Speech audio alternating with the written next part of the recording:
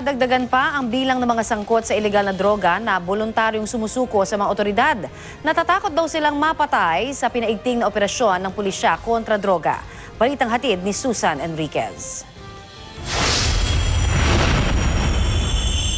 Share at drug dependent upang sa mga voluntaryong nais magbalik loob o sumuko. Tuloy ang dating ng mga voluntaryong sumuko dahil sa pagkasangkot sa iligal na droga sa Quezon City. 6 ang inabutan namin kinukuhanan ng fingerprint. Nasa 15 residente na raw ng barangay ang kusang nagpunta sa kanilang tanggapan. Bukod pa yan sa mahigit 300 drug suspect na voluntaryong sumuko, sa dami, halos mapuno ang basketball court. Meron pa ngang isang buntis. Ayoko din madami po yung mga anak ko. Ano yung kinatatakot mo? Na yung mga banta ni Duterte po. Na shoot to kill pag may nahuling tulak. Aminado naman ang mga sumuko, natatakot sila sa kanilang buhay sa mga operasyon sa iligal na droga. Araw-araw po sa balita, puro yun nga po, yung mga nagtutulak po, yung mga pinapatay na po agad eh. Karamihan po pinapapatay, yun nga po, puro addict din po, mga nagbebenta. Nandun din po yung takot namin kasi isa rin po kami sa mga gumagamit. Sa nakalipas na mahigit 1 buwan at 11 araw, mismong PNP na ang nagsabi na umabot na sa mahigit 50 ang napatay nila sa kanilang anti-drug operations.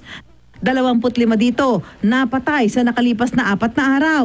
Ang mga napatay, lahat daw ay nanlaban. This is the priority program of the incoming administration, and the incoming president is very, very vocal about it.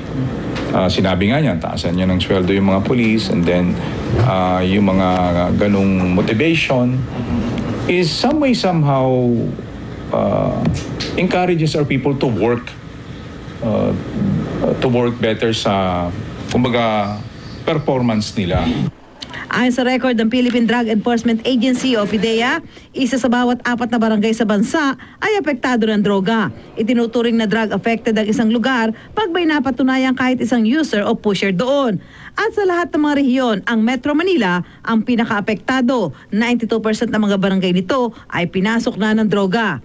Pero ang Commission on Human Rights, binalaan ng mga pulis na nakakapatay sa mga suspect. Hindi raw kakatigan ng korte ang mga pulis, lalo na sa mga police operations, mas marami at mas armado ang mga alagad ng batas kaysa sa kanilang mga target. Kung hindi nga pwedeng patayin yung taong proven beyond reasonable doubt, na nakasala siya, hindi mo siya pwedeng patayin.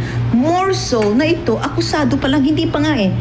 Susan Enriquez, GMA News.